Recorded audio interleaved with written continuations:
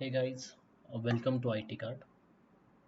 सो आज हम बात करेंगे कि हम किसी भी वीईपीटी रिपोर्ट को कैसे बना सकते हैं, चाहे वो वेब एप्लीकेशन का हो या नेटवर्क पेनिट्रेशन टेस्टिंग का हो या आईओटी पेनिट्रेशन टेस्टिंग का हो, वायरलेस पेनिट्रेशन टेस्टिंग का हो। तो आपको एक आइडिया आ जाएगी। ये जो है हमारा एक क्लाइंट रिपोर्ट है, ठीक है। तो हमने एक क्लाइंट की डिटेल्स हाइड करके आपको सारा चीज़ें शो करेंगे।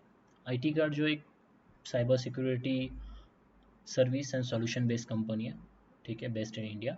सो हम world wide cyber security services and solutions provide करते हैं हमारे, जैसे कि एंड पॉइंट डिटेक्शंस हो गया। इसके अलावा और भी जैसे EDR, XDR, DLP, advance management, VAPT में हम ऑल VAPT सर्विसेज प्रोवाइड करते हैं, ठीक है। तो हम अपने पॉइंट पे आते हैं कि आप कोई भी VAPT रिपोर्ट कैसे बना सकते हो। समझ लो आप किसी ऑर्गेनाइजेशन में एज अ पेनिट्रेशन टेस्टर या साइबर सिक्योरिटी इंजीनियर या किसी भी penetration testing vulnerability assessment related काम कर रहे हो, तो आपको VAPT रिपोर्ट बनाना आना चाहिए, ठीक है। Penetration testing report basically. तो पेनिट्रेशन टेस्टिंग रिपोर्ट आप कैसे बनाओगे उसके रिगार्डिंग हम बात करेंगे। सो आपको बिगिनिंग से बताऊंगा कि आप पेनिट्रेशन टेस्टिंग रिपोर्ट कैसे बना सकते हो। फॉर एग्जांपल ये हमारा एक रिपोर्ट है, तो हमने यहाँ पे हमारा लोगो डाला है, यहाँ पे हमने web application penetration testing report दिया। प्रीपेड फॉर एक कंपनी है जिसके लिए हमने प्रीपेड किया है, जो हमारा क्लाइंट है, तो उसका यहाँ पे नाम आएगा। आप ऐसे डिज़ाइन कर सकते हो एक तरह से। अब आपका यहाँ पे टेबल ऑफ कंटेंट आएगा। तो टेबल ऑफ कंटेंट में आप सारी चीज़ें कर सकते हो। जैसे टेबल ऑफ कंटेंट में ये चीज़ें हो गई, ठीक है। और प्रोजेक्ट ऑब्जेक्टिव्स हो गए, और फ्रेम हो गई, होस्ट नेम हो गया। अब हमारे पास ना दो इन्वायरमेंट थे, क्लाइंट ने हमें दो इन्वायरमेंट दिए थे। एक था प्रोडक्शन इन्वायरमेंट और स्टेजिंग इन्वायरमेंट। तो इसकी जो डिटेल्स थे हमें क्लाइंट की तरफ से मिली थी, ठीक है। और उसके अलावा यूज़र अकाउंट की डिटेल्स मिली थी हमें प्रोडक्शन इन्वायरमेंट के लिए। उसके बाद नीचे देखोगे तो और भी हमें बहुत सारी चीज़ें मिली थी क्लाइंट की तरफ से, ठीक है। सो यहाँ पे आप समरी, अब हमने क्या किया था कि सबसे पहले हमें समरी लिखी किसकी, प्रोडक्शन इन्वायरमेंट की। उसके बाद हमने समरी लिखी स्टेजिंग इन्वायरमेंट की। उसके बाद हमने समरी लिखी बिजनेस रिस्क की और हाई लेवल रिकमेंडेशंस। तो आपके लिए सबसे ज़्यादा ज़रूरी चीज़ होती है समरी ऑफ फाइंडिंग में आपको कौन सी वर्नाबिलिटीज़ मिली है पेनिट्रेशन टेस्टिंग के दौरान, वो सारे आप वहाँ पे लिखोगे समरी ऑफ फाइंडिंग में। या आपको नीचे पूरा मैं आपको रिपोर्ट ही दिखाऊंगा तो आपको पता चल जाएगा। अब मेथोलॉजी में जैसे ओप्स टॉप 10 होता है, डिफरेंट टाइप्स ऑफ मेथोलॉजीज होती है, सिक्योरिटी टूल्स आपने जो यूज़ किए हैं, प्रोजेक्ट लिमिटेशंस, ये सारी चीज़ें आप क्या करोगे यहाँ पे मेंशन करोगे। अब नीचे तो फाइंडिंग डिटेल्स है। तो प्रोडक्शन इन्वायरमेंट में हमें क्रिटिकल सेवेरिटी मिली है, तो उसका हमने एक्सप्लेनेशन दी, ये आपको मैं नीचे दिखाई देता हूँ। सो ये आपका जो बेसिकली है टेबल ऑफ कंटेंट। तो ये आप एक बार ध्यान से देख लीजिए, आपको टेबल ऑफ कंटेंट इस तरह से बनाना होता है, ठीक है। अब नीचे एग्जीक्यूटिव समरी। अब एग्जीक्यूटिव समरी में क्या होता है, बेसिकली आपको पेनिट्रेशन टेस्टिंग के तीन टाइप्स होते हैं, आप लोगों को पता होगा, black box, white box, grey box. तो हमने जो पेनिट्रेशन टेस्टिंग की वो ग्रे बॉक्स की है। कौन सी की है, ग्रे बॉक्स। अब जो रेड कलर आप देख रहे हो जहाँ पे रेड मार्क है, वो हमने क्लाइंट की डिटेल्स हाइड करने के लिए वहाँ पे लिखा है बेसिकली, ठीक है। सो नीचे आप देखोगे स्कोप ऑफ असेसमेंट है, तो हमने उसको एक नाम दिया है बेसिकली, तो उस कंपनी का वेब एप्लीकेशन। ग्रेड हमने दिया है D अभी, और सिक्योरिटी लेवल हमने पुअर दिया है। तो ग्रेड क्या होता है, सिक्योरिटी लेवल क्या होती है, आपको यहाँ से पता चल जाएगा। ये होता है एक्सलेंट। एक तरह से आपकी जो वेबसाइट है या आपका जो वेब एप्लीकेशन है या आपकी जो नेटवर्क है वो पूरी तरह से प्रॉपर सिक्योर है। बी होता है गुड, एक तरह से सिक्योर है बट पूरी तरह से नहीं है, थोड़ी बहुत कुछ कमी है, लो रिस्क है उसके अंदर। फेयर में है कि हाई लेवल रिस्क वगैरह भी है, ठीक है, या मीडियम लेवल तक हम बोल सकते हैं, हाई लेवल रिस्क नहीं है इसमें। पुअर में क्या होता है कि हाई लेवल रिस्क है, ठीक है, बहुत सारे प्रॉब्लम्स है, इमीडिएट अटेंशन की ज़रूरत है। और अनएक्सेप्टेबल में हो सकता है कोई भी छोटा मोटा हैकर भी उसको हैक कर ले नॉर्मली से एसक्यूएल इंजेक्शन से भी, तो वो अनएक्सेप्टेबल में आता ज़्यादातर। अब नीचे देखोगे प्रोजेक्ट ऑब्जेक्टिव्स में हमने कुछ ऑब्जेक्टिव्स लिखे।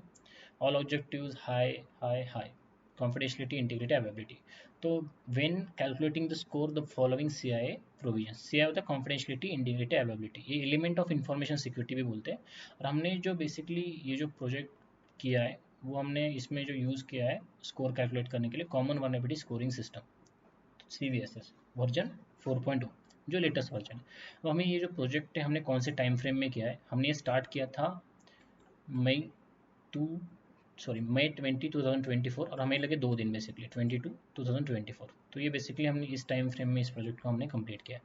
तो आपको टाइम फ्रेम लिखना है इस तरह से, स्कोप जी टाइम फ्रेम। सबसे पहले आप प्रोजेक्ट ऑब्जेक्टिव्स लिखोगे, प्रोजेक्ट में आपको क्या क्या करना है। प्रोजेक्ट ऑब्जेक्टिव्स में ये चीज़ें बहुत ज़रूरी है, जैसे कि आप क्लाइंट की रिक्वायरमेंट क्या है, आपको क्या करना है, identify application based threads and vulnerability the application, ठीक है।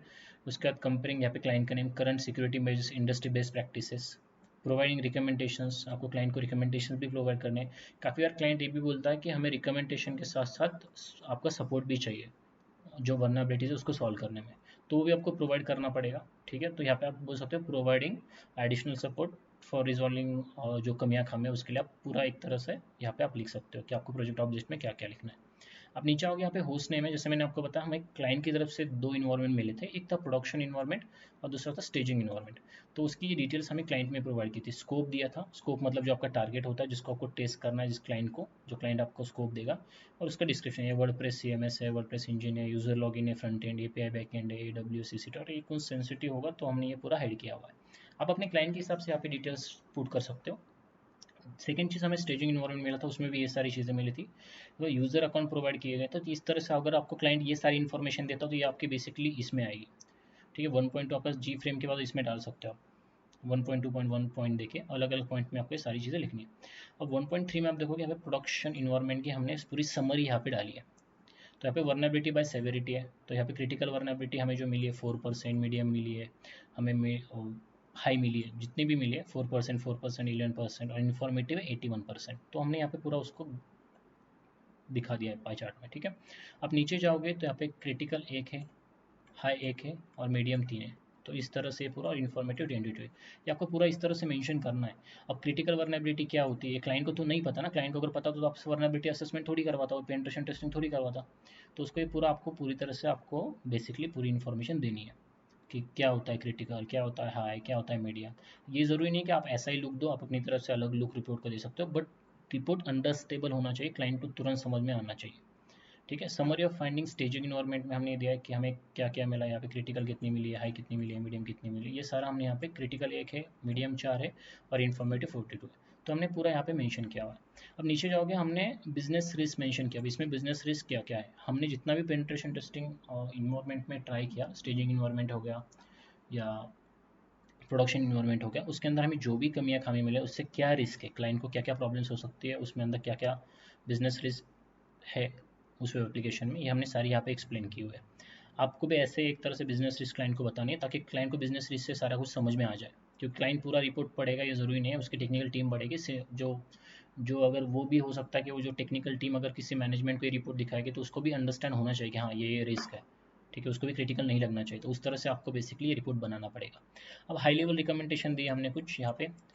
ठीक है, जैसे आप देख सकते हो ये पूरा पेनिट्रेशन टेस्टिंग और वल्नरेबिलिटी असेसमेंट के बेस पे हमने रिकमेंडेशन दी, वो पूरे नीचे है, आपको दिखने देख लोगे आप। अभी टेक्निकल डिटेल्स में हमने मेथोडोलॉजी, अब मेथोडोलॉजी क्या है, हमने जैसे कुछ मेथोडोलॉजी यूज़ की, PTS हो गया, ऑफ टॉप 10 हो गया। ठीक है, इसके अलावा open source security testing methodology manual हो गया। अब ये मेथोडोलॉजी क्यों ज़रूरी होती है, इसका एक सिंपल एग्जांपल बताता हूँ। आपको पता है, फॉर एग्जांपल डॉक्टर कुछ भी अगर कोई भी ऑपरेशन करने से पहले हर एक चीज़ का फॉलोअप लेते हैं, एक तरह से वो भी एक मेथोडोलॉजी फॉलो करते हैं, एक गाइडलाइंस फॉलो करते हैं कि पेशेंट अल्कोहलिक तो नहीं है, कुछ अल्कोहल नहीं लिया है, इसको कोई, इस पेशेंट को कोई बीमारी तो नहीं है, कोई ब्लड शुगर का इशू है, कोई या कोई मेजर इशू है जो ऑपरेशन में प्रॉब्लम कर सकता है, तो वो सारा वो चेक करते हैं। उसके लिए वो भी एक प्रोसीजर फॉलो करते हैं, उनके पास भी एक गाइडलाइंस का चार्ट होता है, वो एक तरह से पूरा फॉलो करेंगे, राइट। तो हम भी जब पेनिट्रेशन टेस्टिंग करते हैं तो हमें भी कुछ गाइडेंस की ज़रूरत है, जैसे हम कुछ कहीं तो देखेंगे ना कि हमें क्या फॉलो करना है क्या नहीं करना, हो सकता है हमें एक आधी चीज़ भूल भी जाए अगर अपने माइंड और खुद से करने लगेंगे तो इसके लिए भी हमें प्रॉपर गाइडलाइन चाहिए, पूरी प्रॉपर गाइडलाइंस हम फॉलो करेंगे, कुछ मेथोडोलॉजी फॉलो करेंगे, तो उसके लिए मोअप्स टॉप 10 सबसे बेस्ट मेथोडोलॉजी है। बट हम यहाँ पे बेसिकली हमने ये जो मेथोडोलॉजी, इतनी मेथोडोलॉजी हम यहाँ पे फॉलो करते हैं हमारे क्लाइंट के वेब एप्लीकेशन पेनिट्रेशन टेस्टिंग के लिए। ठीक है, अब नीचे अगर हमने सिक्योरिटी टूल्स कौन से यूज़ किए, तो यहाँ पे हमने मेंशन किया है मैनुअल टेस्टिंग। आप जो भी टूल क्लाइंट के लिए यूज़ करोगे आपको यहाँ पे लिखनी है, जैसे हम बर्ब सूट का हमारा कमर्शियल एडिशन यूज़ करते हैं, नेसेस का हम प्रोफेशनल वर्जन यूज़ करते हैं, ओपन वेस आई डी सर्वर बेसिकली आपको ये बताएगा कि कौन से वेब एप्लीकेशन का लिए कौन सा वेब सर्वर यूज़ हुआ है, तो ये सर्वर बताएगा आपको कि जैसे अपाचे सर्वर है या nginx है जो भी है। जैप प्रॉक्सी एक तरह से ब्रबसूट की तरह ही काम करता है। उसके बाद आप देखोगे नेटवर्क स्कैन के लिए हमने nmap, Wireshark, mx tool box use किया है। mx टूल बॉक्स हमने बेसिकली रिकॉर्ड के लिए चेक किया था। डायरेक्टरी इन्फॉर्मेशन के लिए गो बस्टर, डायरेक्ट रिसर्च हमने जो यूज़ किया था। इंजेक्शन टेस्टिंग मेथोडोलॉजी के लिए एसक्यूएल मैप, और वेब एप्लीकेशन स्कैन के लिए WP स्कैन हमने किया था। वर्डप्रेस पे जो साइट होती है उसको आप WP से स्कैन करते हो, तो हाँ यहाँ पे हमारे पास आपने मैंने जैसे बताया कि स्टेजिंग और प्रोडक्शन इन्वायरमेंट में काफ़ी सारा डेवलपमेंट वेब एप्लीकेशन वर्डप्रेस पे था, तो हमने WP स्कैन यूज़ किया। और आप इंक्रिप्शन टेस्ट करने के लिए टेस्ट एसएसएल भी यूज़ कर सकते हो, अलॉन्ग विद आप एसएसएल लैब भी यूज़ कर सकते हो। ठीक है। अब प्रोजेक्ट के लिए कुछ लिमिटेशंस होती है, तो लिमिटेशंस आपको क्लाइंट प्रोवाइड करेगा, तो आपको लिमिटेशंस पूरी तरह से फॉलो करनी है। अब क्लाइंट अगर आपको लिमिटेशन देता है, फॉर एग्जांपल कि हमारा इन्वायरमेंट जो है अभी रनिंग है, और अभी पेनिट्रेशन टेस्टिंग करोगे तो हमारे इन्वायरमेंट को कोई भी प्रॉब्लम नहीं आना चाहिए, हमारा रनिंग इन्वायरमेंट क्लोज नहीं होना चाहिए, हमारे इन्वायरमेंट को मतलब सेफली रन होना चाहिए। जैसे काफ़ी बार होता है ब्रूट फोर्स अटैक करते हो तो क्लाइंट का जो सर्वर है वो क्रैश कर जाता है, अगर वो बहुत वीक है, जैसे अनएक्सेप्टेबल मैंने बताया ग्रेड में, तो उस सिनारियो में ये पॉसिबल भी है। ठीक है। आप नीचे जाओगे तो फाइंडिंग डिटेल्स में प्रोडक्शन इन्वायरमेंट में हमें जो कमियां खामियां मिली है, क्रिटिकल सेवेरिटी मिली है, तो आप इस तरह से क्रिटिकल को फर्स्ट लोगे। आपका फाइंडिंग डिटेल समझ लो आपका एक ही इन्वायरमेंट है, तो उस इन्वायरमेंट को आप यहाँ पे डायरेक्ट ले सकते हो, फाइंडिंग डिटेल्स वहाँ पे वेबसाइट डाल दो, क्लाइंट का वेब एप्लीकेशन का नाम या क्लाइंट का आईपी एड्रेस जो भी आपके पास है। अब क्रिटिकल सेवेरिटी में हमें मिला है session fixation and insecure user authentication token handling, तो हमने इसको सेवेरिटी में दिखा है, लोकेशन हमने दिए, मतलब लोकेशन मतलब जो टारगेट जहाँ पे आपको ये कमियां खामियां जिस यूआरएल में मिले, एप्लीकेशन में मिले, वो एग्जैक्ट उसका इम्पैक्ट। अब इम्पैक्ट क्या होगा, उसका इम्पैक्ट क्या है, उसकी डिटेल्स और proof of concept. Proof of concept बहुत ज़्यादा ज़रूरी चीज़ है, बिकॉज आप क्लाइंट को बोल दोगे कि आपके वेबसाइट के अंदर ये वनएबिलिटी हमें मिली है, ये अटैक सक्सेसफुल हो रहा है, तो क्लाइंट कैसे मानेगा, तो क्लाइंट को आपको प्रूफ ऑफ कंसेप्ट के साथ हर एक चीज़ देनी होती है। तो याद रखना, आप जब भी कोई रिपोर्ट में कोई भी सेवेरिटी फाइंडिंग लिखोगे, जैसे क्रिटिकल मिली है, मीडियम मिली है, हाई मिली है, कोई भी अटैक सक्सेसफुल हो रहा है, उसको प्रूफ ऑफ कंसेप्ट के साथ आपको लिखना है। अब ये मैंने हाइड किया हुआ है, रीज़न कि ये पूरा सेंसिटिव है, तो हमने इसको क्या किया है, क्योंकि क्लाइंट का रिपोर्ट है, हमने जो क्लाइंट को दिया है डायरेक्टली, तो वही मैं आपको डायरेक्टली दिखा रहा हूँ। ठीक है। तो बस हमने इसमें क्लाइंट की पूरी सिक्योरिटी का ध्यान रखा और क्लाइंट की पूरी डिटेल्स हमने यहाँ पे हाइड की हुई है। अब यहाँ पे इनकोडेड और डिकोडेड पे आप देखोगे तो हमने ये इनकोड किया था, जो बेसिकली टोकन था उससे डिकोड हो रहा था, तो हमें पूरा यहाँ से मिल रहा था। और हमने ये डिकोड जो किया था वो बेसिकली हमने JWT ISO किया था, तो हमें यहाँ पे मिल गई थी सारी चीज़ें। अब नीचे देखोगे रिकमेंडेशन हमने दी है कि क्या रिकमेंडेशन से इस वर्नेबिलिटी को सॉल्व करने के लिए। नेक्स्ट है हाई सेवेरिटी फाइंडिंग। आप क्रिटिकल, हाई, मीडियम, लो, इस तरह से आप क्या कर सकते हो, उसको ले सकते हो प्रायोरिटी वाइज। ठीक है। अब यहाँ पे हाई में हमें लोकेशन मिली है, इम्पैक्ट है उसका, डिटेल्स है, और प्रूफ ऑफ कंसेप्ट ने हमने यहाँ पे प्रूफ ऑफ कंसेप्ट पूरा डाला हुआ है। ठीक है। तो प्रूफ ऑफ कंसेप्ट आपको हर एक चीज़ के बाद डालना है। अब यहाँ पे आप देखोगे नीचे हमने उसका यूज़र नेम और पासवर्ड हमें मिला, तो वो भी हमने यहाँ पे शो किया हुआ है, दिख रहा है आपको, ये देखिए यहाँ पे, बाकी सारा तो हमने रेड किया हुआ है। अब यहाँ पे रिकमेंडेशंस भी हमने दिए कि क्या इंप्लीमेंट करने की ज़रूरत है, आप भी अपनी रिकमेंडेशन दे सकते हो। यहाँ पे मैं कोई कमियाँ खामियाँ आपको एक्सप्लेन नहीं करता बैठूंगा कौन से वर्नेबिलिटी क्या करती है क्या नहीं करती, बिकॉज मैं आपको आज ये बता रहा हूँ कि पेनिट्रेशन टेस्टिंग रिपोर्ट आपको कैसे बनाना है। ठीक है। उसका एक आपको फॉर्मेट मैं आपको बता रहा हूँ। तो मीडियम सेवेरिटी मिली है तो उसका ऐसा है, तो लोकेशन, इम्पैक्ट, डिटेल्स और आपका प्रूफ ऑफ कंसेप्ट होगा, और उसके बाद आपको जो देने हैं प्रूफ ऑफ कंसेप्ट है, और उसके बाद आपको जो देना है वो देना है रिकमेंडेशन। ठीक है। तो रिकमेंडेशन आप क्या करोगे, यहाँ पे दोगे। Got it. उसके बाद है आपका सेम, तो आपको जो भी मिलेगा आपका, जैसे हमारे पास दो इन्वायरमेंट है, तो इसके बाद हमने नेक्स्ट इन्वायरमेंट की डिटेल स्टार्ट कर दी, जैसे स्टेजिंग इन्वायरमेंट। तो इसमें भी क्रिटिकल हमें मिली सबसे पहले, तो क्रिटिकल का हमने मेंशन किया, उसका इम्पैक्ट मेंशन किया, प्रूफ ऑफ कंसेप्ट हमने यहाँ पे दिया, राइट। तो ये सारी चीज़ आपको एज इट इज़ ऐसे ही पूरी तरह से, ये देखो जैसे ये impact, details, proof of concept, recommendations, इस तरह से आपको पूरा देना है। ये जैसे हमने प्रूफ ऑफ कंसेप्ट डाली, ये मैं स्किप कर रहा हूँ बिकॉज आपको देखो एंड ऑफ रिपोर्ट में अगर आपको इसके अलावा कुछ आपको लगता है जो मेजरली हाईलाइट करना है, तो आप ऊपर ही हाईलाइट कर दीजिए क्लाइंट को, बिकॉज समरी में क्लाइंट को हर एक चीज़ पता चल जानी चाहिए कि क्या कितनी क्रिटिकल वर्नेबिलिटीज़ है, कितनी हाई वर्नेबिलिटीज़ है, ये सारा आपको क्लाइंट को ऊपर ही पता चलना चाहिए। ठीक है। तो आप हमेशा याद रखिए आपका रिपोर्ट इस तरह से प्रॉपर फॉर्मेट में आप लुक वाइज चेंज कर सकते हो इसमें। ठीक है। टेबल ऑफ कंटेंट में आपको ये सारी चीज़ें डालनी है। ठीक है। टेबल ऑफ कंटेंट में प्रोजेक्ट ऑब्जेक्टिव्स, जी frame, host details, summary finding. Summary में बेसिकली आपकी वर्नेबिलिटीज़ आएगी, जो भी वर्नेबिलिटी आपने ढूंढी है, उसके बाद बिजनेस रिस्क की समरी आएगी, उसके बाद रिकमेंडेशंस आएंगे, और उसके बाद आपके आएंगे methodology, secure tool use, project limitations, ये सारी चीज़ें इसके बाद आपकी आएगी। ठीक है। एग्जीक्यूटिव समरी में मैंने जैसे आपको बताया, टेस्टिंग आप सिलेक्ट कर सकते हो, आपको क्लाइंट ने पूरी इन्फॉर्मेशन दी है, क्या दिया है, उस तरह से आप पूरी इन्फॉर्मेशन के हिसाब से। और ये ग्रेड ऐसा ज़रूरी नहीं है, आप क्लाइंट को, काफ़ी बार क्या होता है हमने कुछ नोटिस किया है कि आप ग्रेड देते टाइम गलती करते हो कि क्लाइंट को बुरा ना लग जाए कि आपने डी ग्रेड दिया, एफ ग्रेड दिया, तो आप बोलोगे चलो बी दे देता हूँ, ये अपने माइंड से मत कीजिएगा। आप एक्चुअली बिजनेस रिस्क समझ के उसको एक्चुअल ग्रेड दीजिए। ठीक है। काफ़ी बार होता है कि क्लाइंट का मन रखने के लिए करते हैं लोग, हमने देखा है। ठीक है। सो ये सारी चीज़ें नहीं करनी है आपको, आपको क्लाइंट को जो जेन्युइन चीज़ है वो बतानी कि ग्रेड आपका सर डी है, आपको ये इंप्रूवमेंट की ज़रूरत है, आप ये जल्दी से जल्दी इंप्रूवमेंट कीजिए।